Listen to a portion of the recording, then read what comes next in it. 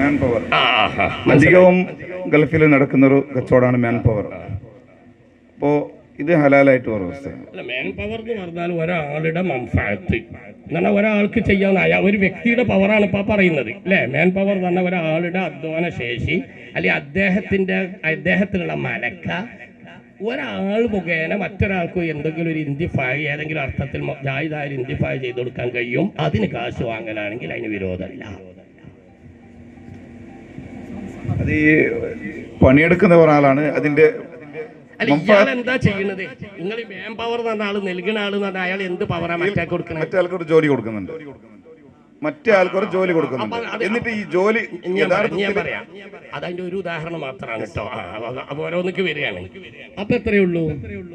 ഞാൻ എന്ത് ചെയ്തു, കുറച്ച് ആമില് ജോലിക്ക് താല്പര്യരായ ആളുകളോട് ഞാൻ പറഞ്ഞു, നിങ്ങൾക്ക് ഞാൻ ജോലി ലഭ്യമാക്കി തരാം. ഒരു ഉദാഹരണം പറയാം, ഒരു 10 അല്ലെങ്കിൽ 100 തൊഴിലാളികളെ ഞാൻ കോൺട്രാക്ട് എടുക്കുന്നു എന്ന് പറയുമ്പോൾ നിങ്ങൾക്ക് ഞാൻ ജോലി ലഭ്യമാക്കി തരാം. നിങ്ങൾക്ക് എന്ത് ചെയ്തും ജോലി ലഭ്യമാക്കി തരും. വേറെ ഒരാളോട് ഞാൻ പറഞ്ഞ നിങ്ങൾക്ക് ജോലിക്കാരാവശ്യമുണ്ടല്ലോ, ജോലിക്കാരാവശ്യമുള്ളവർക്ക് ഞാൻ ആരെത്തിച്ചു കൊടുക്കും? ജോലി എത്തിച്ചു കൊടുക്കും. നേരത്തെ ഇവിടെ പറഞ്ഞതിന്റെ മറ്റൊരു കോലെന്ന് വേണമെങ്കിൽ പറയാം.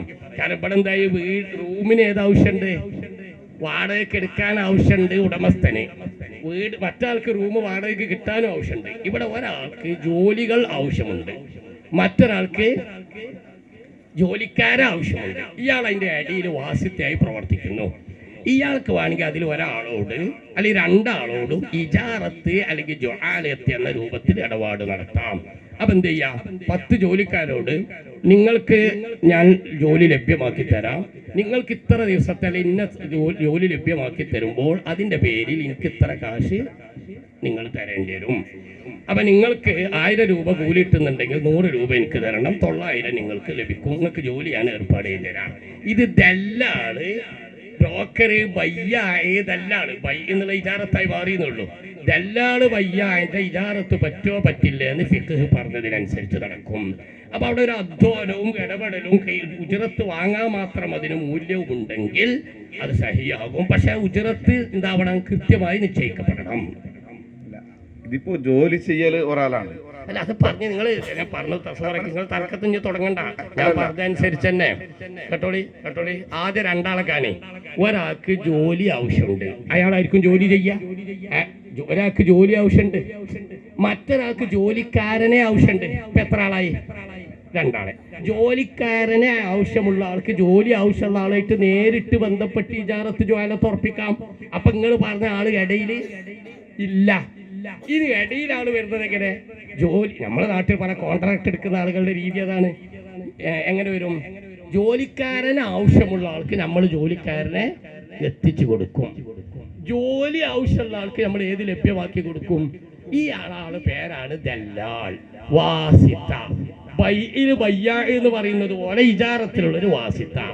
അയാൾ ഒരു കുജിറത്തിനകത്തുള്ള അമല് അവിടെ ചെയ്യുന്നുണ്ടെങ്കിൽ, എന്നാൽ അയാളുടെ കാര്യമായ ഒരു ഇടപെടൽ കൊണ്ടാണ് ഈ ആമിലിന് ജോലി തരപ്പെട്ട് കിട്ടിയതെങ്കിൽ, അയാളുടെ കാര്യമായ ഇടപെടൽ കൊണ്ടാണ് ആമിലിന് ആവശ്യമുള്ളവർക്ക് കിട്ടിയതെങ്കിൽ അവിടെ ജുആലത്ത് ഇജാറത്ത് 2 രൂപത്തിൽ അഖദ് ചെയ്യാം.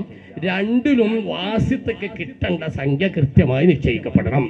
അത് ഒരാളിൽ നിന്ന് മാത്രം അഖദ് നടത്തുവാണെങ്കിൽ 2 ആളോട് നടത്താം.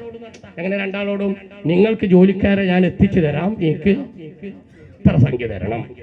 മറ്റൊരാളോട് പറയും നിങ്ങൾക്ക് ജോലി ഞാൻ ലഭ്യമാക്കി തരാം, ഇത്ര സംഖ്യ തരണം.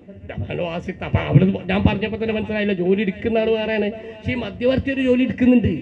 മധ്യവർത്തി എന്താ എടുക്കുന്ന ജോലി? ദല്ലാളിന്റെ പണി എടുക്കുന്നുണ്ട്.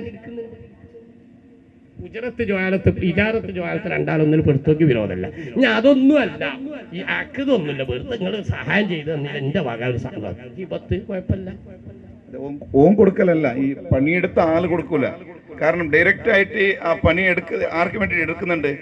ഓനക്ക് വേണ്ടി ഈ ദല്ലാലിന് ശമ്പളം കൊടുക്കുന്നുണ്ട്, സാലറി കൊടുക്കുന്നുണ്ട്. ഓനക്ക് അതിൽ കുറച്ചിട്ടാണ് കൊടുക്കല്. ഈ പണിയെടുത്ത ആൾക്ക് ഓൻ കുറച്ചിട്ടാണ് കൊടുക്കല്.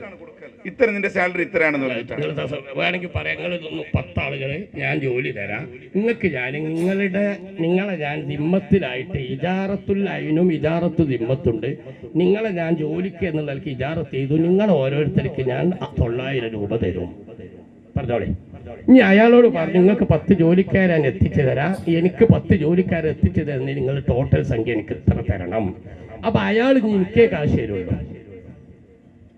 ഞാൻ ഇവർക്ക് കാശ് കൊടുക്കും. അതും ഈ പറഞ്ഞ വകുപ്പിലൂടെ അനുവദിക്കാവുന്ന വകുപ്പുകളുണ്ട്. കാരണം ഇജാറത്ത് ദിമ്മത്ത് വകുപ്പിന് ഈ ആമിലുകളെ ഇയാൾ ഇജാറത്ത് ചെയ്തു, ഇജാറത്ത് ചെയ്ത ആമിലിനെ ഇയാൾ മറ്റൊരാൾക്ക് ഇജാറത്ത് കൊടുത്തു. വാടകയ്ക്ക് വാങ്ങിയ വസ്തു മറ്റൊരാൾക്ക് വാടകയ്ക്ക് കൊടുക്കുക.